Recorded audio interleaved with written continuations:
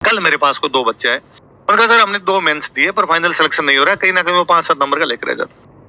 उनका मेरे से कंसर्न ये था कि हिस्ट्री नहीं पढ़ रखी है, अब हिस्ट्री कैसे पढ़ते हैं? होता क्या है कि हम प्रीलिम्स में इंडियन हिस्ट्री छोड़ देते हैं, कि हमें लगता है कि यार इंडियन हिस्ट्री के क्वेश्चन थोड़े कम आएँगे, इसको छोड़ देते हैं। मेंस के लिए कई बार आरपीएससी टाइम ही कम देती है, तो हमें लगता है अब इतने कम टाइम में तो बाकी वाले सब्जेक्ट हो जाएँ, मेरी हिंदी इंग्लिश हो जाए, मेरा पबेड हो जाए, मेरा एथिक्स हो जाए, वही खूब है। तो मैं इसको भी इंडियन हिस्ट्री को एक बार ड्रॉप करता हूँ, बाकी वाली चीजें पढ़ लेता हूँ, यहाँ से स्कोर होगा। अब इस चक्कर में एक पूरा 70 नंबर का जो पोर्शन होता है वो निकल जाता है। 70-75 नंबर का जो पोर्शन है वो निकल जाएगा हमसे। अब उसमें फिर या तो हम वर्ल्ड हिस्ट्री थोड़ी बहुत पढ़ के जाएंगे, या थोड़ा बहुत जो राजस्थान पढ़ा वो पढ़ जाएंगे।